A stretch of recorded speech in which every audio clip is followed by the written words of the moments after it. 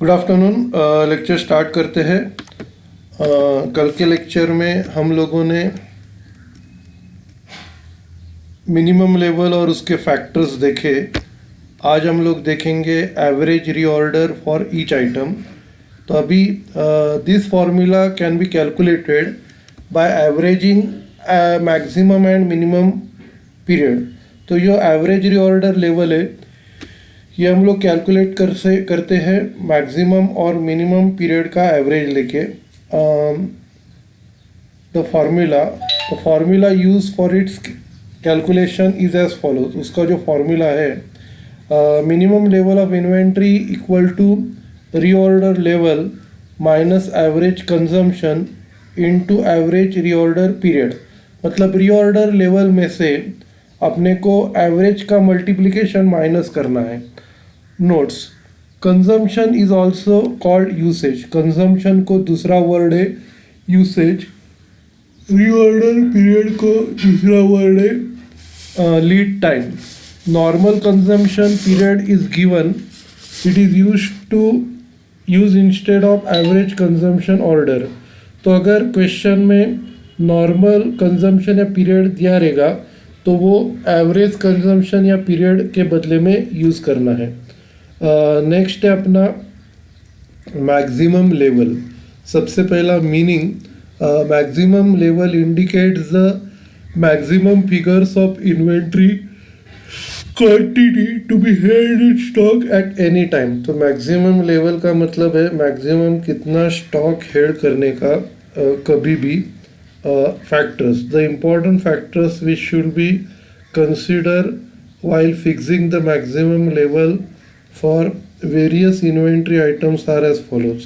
तो कौन से फैक्टर्स कंसिडर करने हैं अपने को मैक्सिमम लेवल फिक्स करने के लिए। ये सबसे पहला जो है reorder level which itself is a product of maximum consumption of inventory and its maximum delivery period। तो जो मैक्सिमम ऑर्डर लेवल है वो ही एक प्रोडक्ट है मैक्सिमम कंजम्पशन का और मैक्सिमम डिलीवरी पीरियड का। Minimum consumption and minimum delivery period for each inventory should also be known. तो मिनिमम कंजम्पशन और मिनिमम डिलीवरी ये भी अपने को मालूम होना चाहिए। इकोनॉमिक ऑर्डर क्वांटिटी, उसके बाद availability of the fund, storage space, nature of items and their price per unit are also important for fixation of maximum level. बाद में फंड्स कितना अवेलेबल है, स्टोरेज स्पेस कितना है, आइटम्स का नेचर क्या है और उनका प्राइस पर यूनिट, ये भी इम्पोर्टेंट है मैक्सिमम लेवल फिक्स करने के लिए।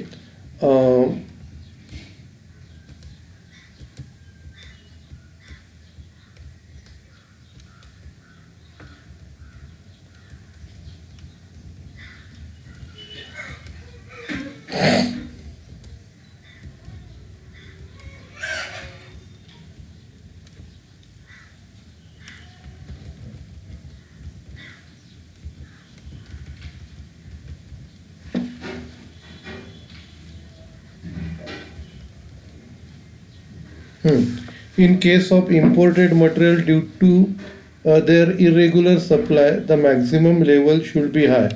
तो अगर हम लोग इम्पोर्टेड मटेरियल यूज़ कर रहे हैं तो मैक्सिमम लेवल हमेशा ज़्यादा होनी चाहिए। Formula, the formula use for its calculation is as follow. उसका जो कैलकुलेशन का maximum level of inventory equal to reorder level plus reorder quantity minus minimum consumption into minimum reorder period. ये formula है, हम लोग ने ऑलरेडी प्रॉब्लम सॉल्व करते वक्त देखा है। तो आप क्या करो, इधर तक पढ़ो, बाद में हम लोग आगे बढ़ते हैं।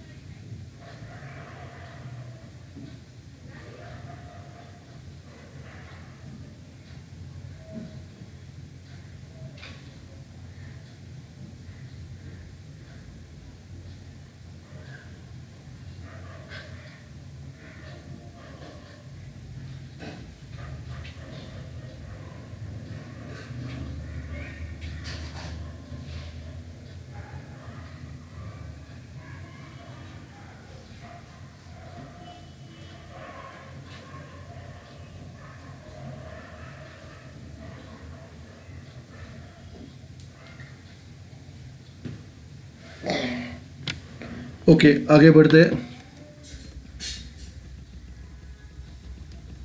अगला है reorder level meaning. Reorder level lies between minimum and maximum level. तो ये मिनिमम और मैक्सिमम लेवल के बीच में आती है। In such a way that before the material order is received into the store there is a sufficient quantity on hand to cover both normal and abnormal situation.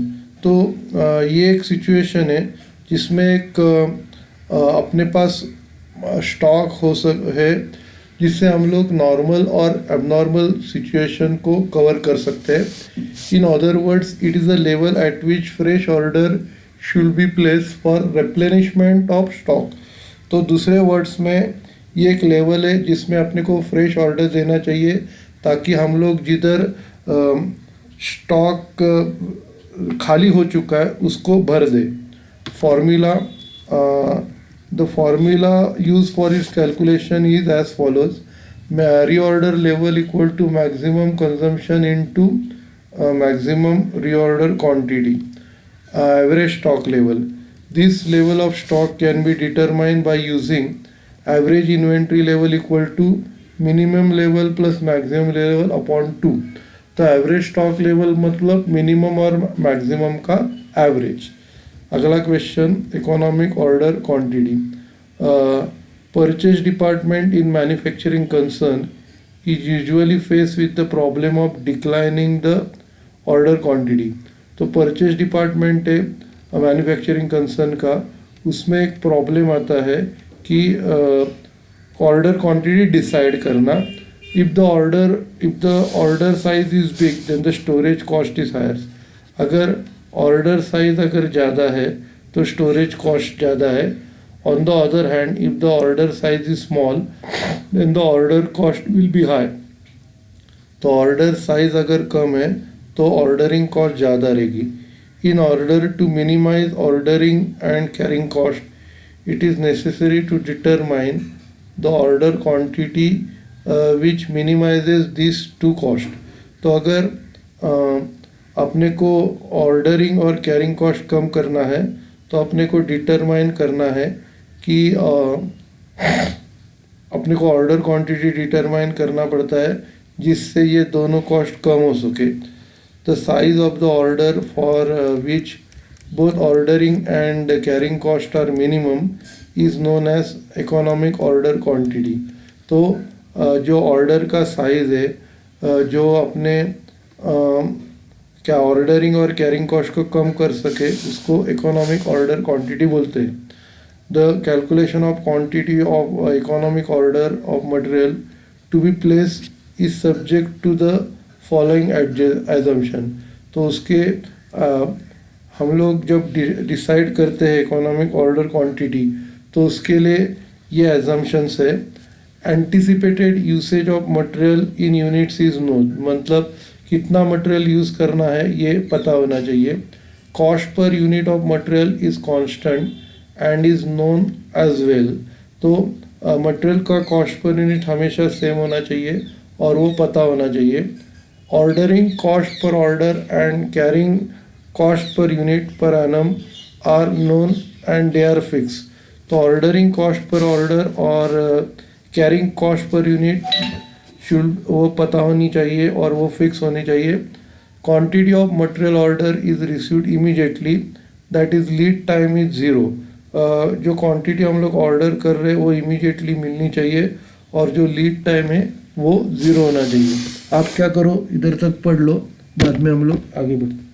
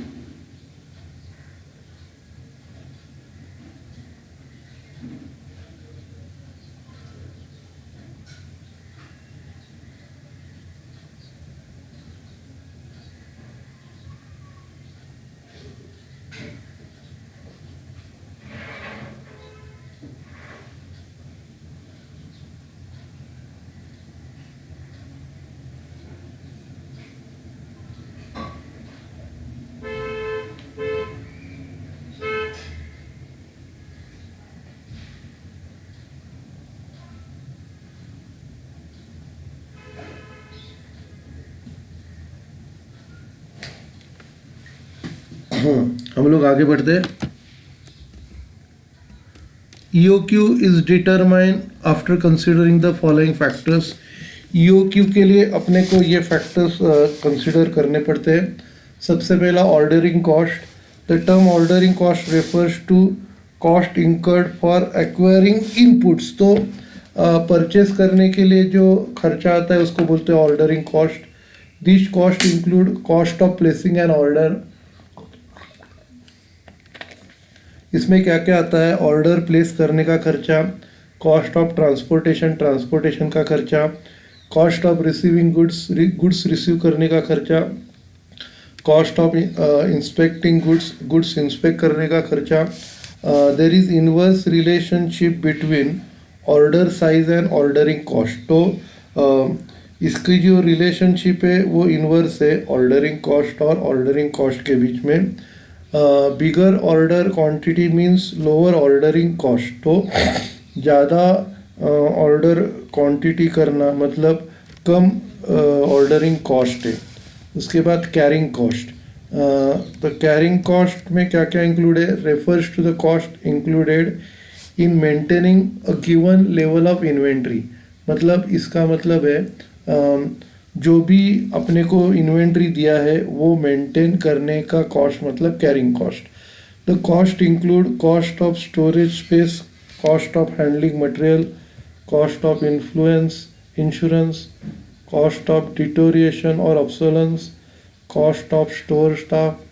There is a positive relationship between order size and carrying cost. तो उधर positive relationship है order size और carrying cost में। Bigger order quantity means higher carrying cost. अगर order quantity ज़्यादा है तो carrying cost ज़्यादा होगी। Expected annual usage may not be same as the actual due to unusual and unexpected demand for inventory. तो expected annual use जो है वो हमेशा सेम नहीं रहेगा, क्योंकि अनयूजुअल और अनएक्सपेक्टेड डिमांड होता है इन्वेंट्री का। Rate of usage may not be constant due to unusual and unexpected demand for inventory. उससे ही अपना जो रेट ऑफ यूसेज है वो भी सेम नहीं रहेगा अनयूजुअल एंड अनएक्सपेक्टेड डिमांड के वजह से। Order and carrying cost may not be constant due to fluctuation in the cost of various components comprising cost। ordering and carrying cost भी same नहीं रहेगी, क्योंकि अपना ये जो अलग अलग कंपोनेंट्स है उसमें कम ज़्यादा वेरिएशंस होता है। इसके लिए ऑर्डरिंग एंड कैरिंग कॉस्ट भी सेम नहीं होगी। तो आप क्या करो, इधर तक पढ़ लो, बाद में हम लोग आगे बढ़ते हैं।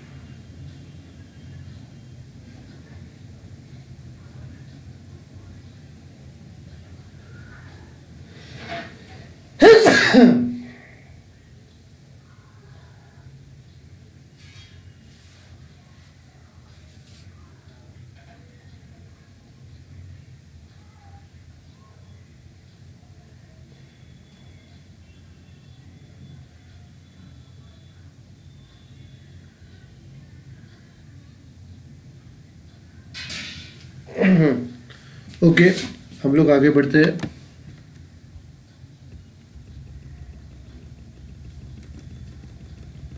Lead time may not be constant due to reason beyond supplier control। तो लीड टाइम कांस्टेंट नहीं हो सकता क्योंकि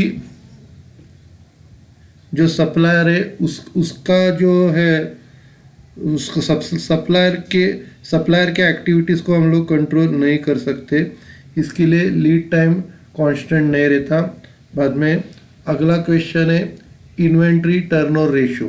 तो सबसे पहले meaning inventory turnover ratio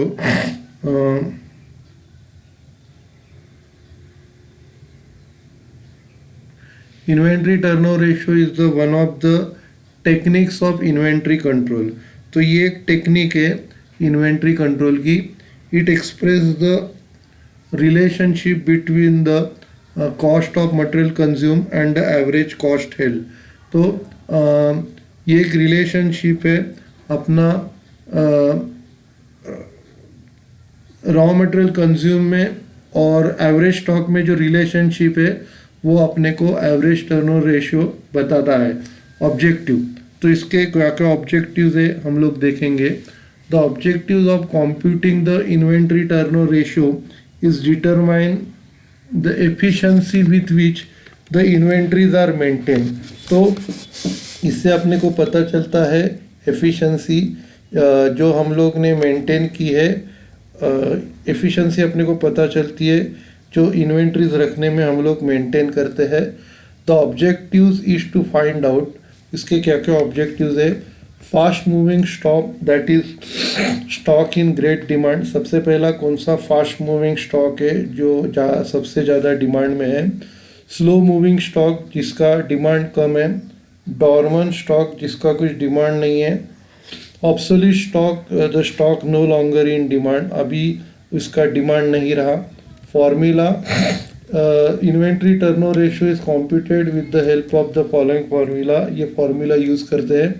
cost of raw material consume divided by cost of average stock during the period. तो cost of raw material consume मतलब opening stock plus purchase minus closing stock. ये हम लोग ने प्रॉब्लम सॉल्व करते वक्त देखा है। और एवरेज स्टॉक मतलब opening stock plus closing stock divided by 2। Interpretation, it indicates the speed with which the inventory is consume. तो एक स्पीड बताता है जो स्पीड में हम लोग स्टॉक ख़त्म करते हैं। In general a high ratio indicates fast moving stock and a low ratio indicates slow moving stock. अगर रेशियो ज़्यादा रहेगा तो वो फास्ट मूविंग स्टॉक बताता है, अगर रेशियो कम रहेगा तो वो स्लो मूविंग स्टॉक बताता है। However, too high stock or too lower stock calls for further investigation। तो अगर रेशियो ज़्यादा रहेगा या कम रहेगा तो उसके लिए इन्वेस्टिगेशन करना ज़रूरी होता है। Too high ratio may be result of very low inventory level which may result in the frequent stock outs. अगर ज़्यादा रेशियो ज़्यादा रहेगा तो वो उससे ज़्यादा स्टॉक आउट होने के चांसेस हो सकते हैं। आप क्या करो, इधर तक पढ़ के लो, बाद में हम लोग आगे बढ़ते हैं।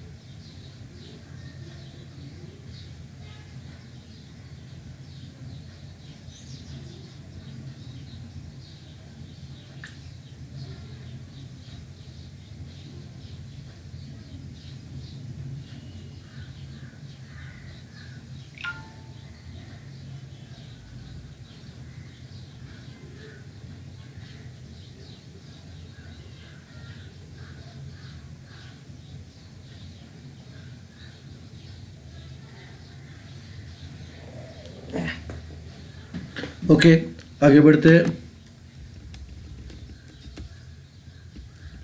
On the other hand, too low ratio may be result of excessive inventory control, slow moving or dormant or obsolete stock, and thus the firm may incur high carrying cost. और अगर समझो रेशियो बहुत कम है तो वो result होगा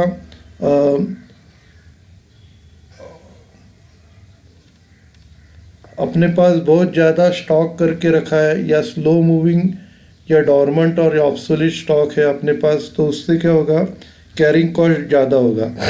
दस firm should have neither a very high nor a very low stock turnover ratio. तो इसके लिए फर्म का जो स्टॉक टर्नओवर रेशियो है वो ज़्यादा भी नहीं होना चाहिए, कम भी होना चाहिए। It should have a satisfactory level, उसकी जो लेवल है वो सेटिस्फैक्ट्री होनी चाहिए। To judge whether the ratio is satisfactory or not, it should be compared with its own past ratios or with the ratios of the similar firm in the same industry or with industry average. तो अगर जज करना है कि ratio बराबर है कि नहीं, तो उसको अपने ही रेशियो का पास्ट रेशियो के साथ कंपेयर करना है या उसको ये दूसरे फर्म्स के साथ चेक करना है, सेम इंडस्ट्री के या इंडस्ट्री एवरेज के साथ चेक करना है, कंपेयर करना है। Utility on the basis of inventory turnover ratio the management may take the necessary corrective action. तो इन्वेंट्री टर्नओवर रेशियो पे मैनेजमेंट करेक्टिव एक्शन ले सकती है, जैसे decision as to how to prevent the understocking of fast moving stock item, कि fast moving items का understocking कैसे prevent करें। Decision as to how to prevent the overstocking of slow moving stock items. तो slow moving stock items को prevent कैसे करें। Decision as to whether to retain और scrap the dormant stock items. तो decide करना कि जो dormant stock items है उनको रखे अपने पास क्या स्क्रैप करें। डिसीजन एज टू स्क्रैपिंग और discard of obsolete stock item. Decide करना कि जो ऑब्सोलीट स्टॉक आइटम है उनको स्क्रैप करना या डिस्कार्ड करना। Classification according to the turnover rate of different items material में भी classified into 5 categories as under. तो टर्नओवर रेट के अनुसार मटेरियल हम लोग 5 कैटेगरीज में क्लासिफाई कर सकते हैं। सबसे पहला fast moving material. These are material which may be found due to reveal high turnover more than the average turnover of all material. तो ये जो मटेरियल है जो हाई टर्नओवर डिनेट करती है, तो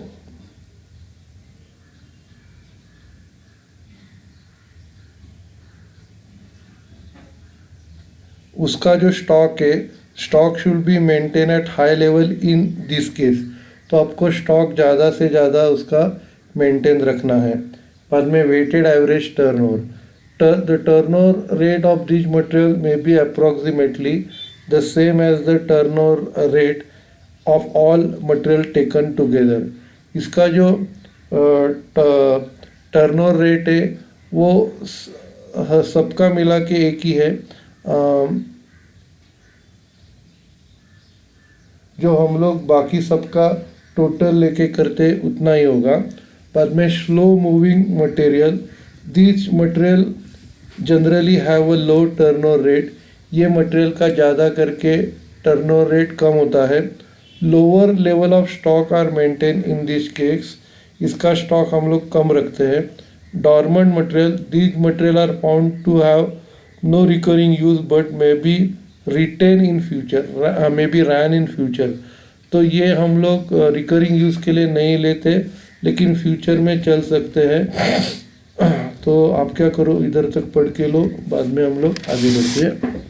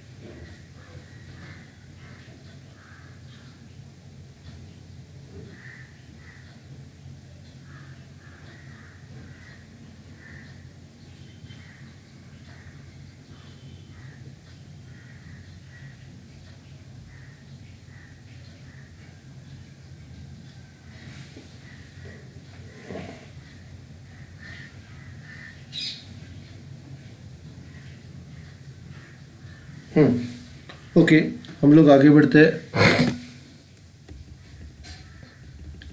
The following factors should be taken into account while determining the stock level of dormant items. सबसे पहला अवेलेबिलिटी इन द मार्केट, कितना स्टॉक अवेलेबल है।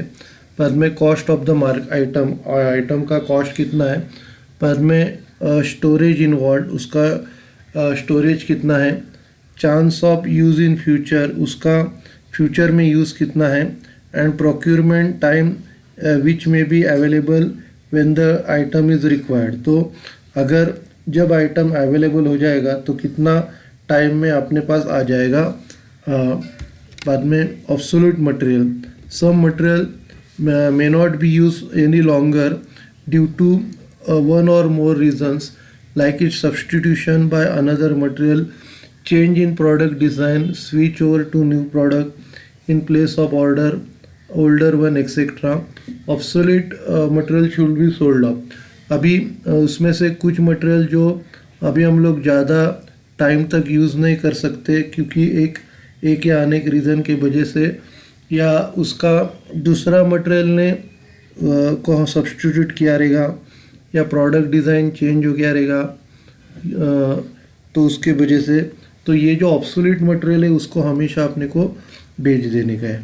ठीक है, तो आप क्या करो, इधर तक पढ़ के लो, बाद में हम लोग आगे बढ़ते हैं।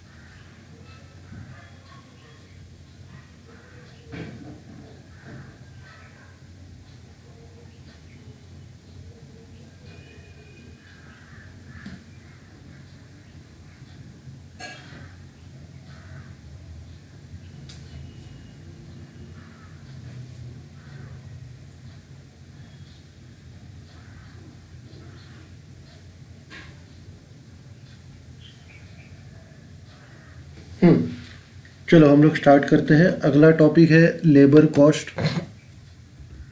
उसमें सबसे पहला जो क्वेश्चन है टाइम कीपिंग, उसमें मीनिंग एंड इम्पोर्टेंस है। Time keeping means keeping a record of attendance of the workers and the time spend by them in actual work, idol time, over time etcetera. तो time keeping मतलब एक record रखना workers का, जो उन्होंने time spend किया है, actual time, idle time, overtime. इसका time keeping is important because of the following reasons. ये क्यों इम्पॉर्टेंट है, उसके रीजंस है। सबसे पहला payment of wages. Normally payment of wages to workers depend upon the time spend by them on work. ज़्यादा करके जो लोगों को हम लोग वेजेस पे करते हैं वो उन्होंने कितना टाइम दिया है काम के लिए, उसके ऊपर डिपेंड करता है। Thus time keeping is important for competition of wages due to the workers. तो टाइम कीपिंग वेजेस पे के लिए पर करने के लिए इम्पॉर्टेंट है। बाद में legal record of service attendance.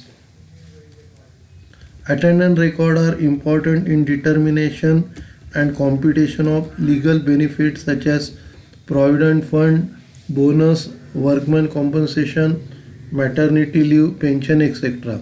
तो अटेंडेंस रिकॉर्ड ये इम्पॉर्टेंट है ताकि हम लोग उनको जो लीगल बेनिफिट्स मिल रहा है वो कैलकुलेट कर सके, जैसे provident fund, bonus, workman compensation, maternity leave, pension etcetera, ये सब कैलकुलेट कर सके। Even certain allowance such as regular attendance, incentive, over time, leave encashment etcetera required up to date attendance record. उसके अलावा सर्टन अलाउंस है जैसे regular attendance, incentive, over time, leave encashment etcetera, ये सबको अटेंडेंस रिकॉर्ड लगता है। Next discipline. Record of time act as a check of movement of workers. तो time जब रिकॉर्ड करते हैं तो ये एक इम्पॉर्टेंट पॉइंट बनता है उनके मूवमेंट के ऊपर। It insures punctuality among the workers and avoids idle और वेस्टेड टाइम। तो वो वर्कर्स में पंक्चुअलिटी मेंटेन करता है, इंश्योर करता है, और आइडल टाइम और वेस्ट टाइम को कम करता है। This leads to increase productivity of labour and optimum labour cost. उससे क्या है कि अपना प्रोडक्टिविटी बढ़ता है और लेबर कॉस्ट भी ऑप्टिमम हो जाता है। कम से कम खर्चे में हम लोग ज़्यादा से ज़्यादा आउटपुट कर सकते हैं। बाद में ascertaining and control of labor cost. So timekeeping records helps the costing department in ascertaining labor cost of each department. तो timekeeping से लेबर कॉस्ट कैलकुलेट करने में मदद होती है, बाद में लेबर कॉस्ट कंट्रोल करने में मदद होती है। Time keeping helps in find out the time spend by each worker on individual job. हर एक वर्कर कितना टाइम स्पेंड करना है हर एक जॉब के ऊपर वो पता चलता है. This facilitates allocation of labour cost to each job. इससे लेबर कॉस्ट का एलोकेशन पता चलता है. Some overheads are also apportion to each job on the basis of labour hour rate. कुछ ओवरहेड्स हम लोग अपॉर्शन करते जॉब पे लेबर आवर रेट के अनुसार. ठीक है, तो आप क्या करो, इधर तक पढ़ के लो, बाद में हम लोग आगे बढ़ते हैं.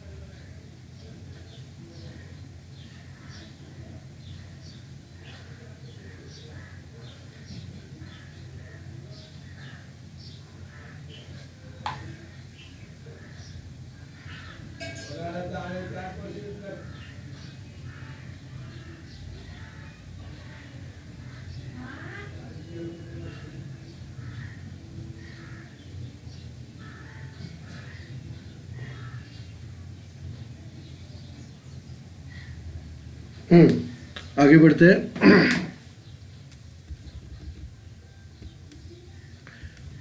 In such it becomes important to have accurate time keeping records for fixing the labor hour rate. तो कब ऐसे केसेस है जिसमें अपने को टाइम कीपिंग रिकॉर्ड रखना पड़ता है ताकि हम लोग hour rate, labour hour rate decide कर सके. Time keeping is also provides valuable data to management regarding the productive time spent on job, idle time, overtime, etc., which helps in controlling total labor cost. Time keeping ये एक important data है जो अपने को लगता है जो time management ने स्पेंड किया है जॉब के ऊपर, आइडल टाइम या ओवर टाइम के ऊपर, और लेबर कॉस्ट कंट्रोल करने में। नेक्स्ट क्वेश्चन है job card.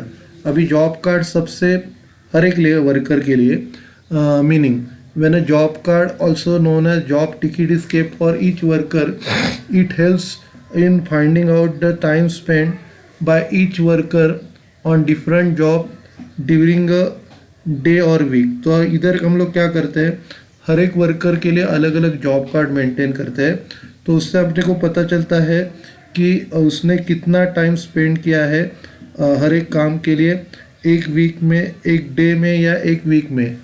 In such cases each worker is given in addition to his time card a job card. मतलब टाइम कार्ड के अलावा उसको एक जॉब कार्ड भी दिया जाता है। Procedure when is job card prepared, ये कब प्रिपेयर किया जाता है। जॉब कार्ड में भी प्रिपेयर्ड आइदर डेली और वीकली। ये हम लोग डेली बना सकते या वीकली बना सकते। While large organization can prepare daily job card, weekly job card will be suitable organization. तो बड़े ऑर्गेनाइजेशन डेली जॉब कार्ड या वीकली जॉब कार्ड बना सकते हैं। हु प्रिपेयर जॉब कार्ड, कौन बनाता है। Job cards may be kept with the workers और with assistant in labour department. Job card हम लोग वर्कर के पास या लेबर डिपार्टमेंट में असिस्टेंट के पास रख सकते हैं।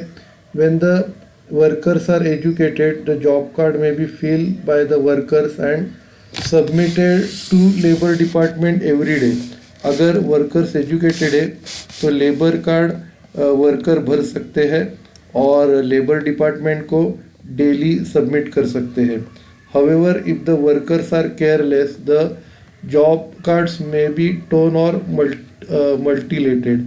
अगर वो केयरलेस है तो जॉब कार्ड फट सकते हैं या उसमें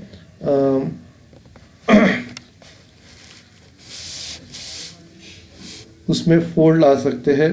further the details may not be recorded accurately bye the workers. और दूसरा ऐसा है कि जो डिटेल्स है वो एक्यूरेटली रिकॉर्ड नहीं करते। In such case it is desirable to keep the job cards with an assistant in the labour department who will fill the details at the end of every day. तो ऐसे case में हम लोग job card assistant के पास रखेंगे जो दिन ख़त्म होने के बाद ये भर देगा। How a job card is prepared, कैसे ये बनाते हैं। The total time spend by worker on each job is firstly enter against the job number. सबसे पहला कितना टाइम हम लोग ने जॉब के ऊपर स्पेंड किया है वो जॉब नंबर के सामने लिखेंगे। This is done by entering the time of starting the job and completion the job of against each job. ये कैसे करेंगे, जो कौन से टाइम पे स्टार्ट किया और कौन से टाइम पे एंड किया वो लिख के हम लोग कर सकते हैं। The time spent on each job is further classified into normal time and over time. तो जो टाइम हम लोग ने स्पेंड किया है वो दो हिस्सों में डिवाइड करेंगे, नॉर्मल टाइम और ओवर टाइम। ठीक है, तो आप क्या करो, इधर तक पढ़ के लो, बाद में हम लोग ख़त्म करते हैं।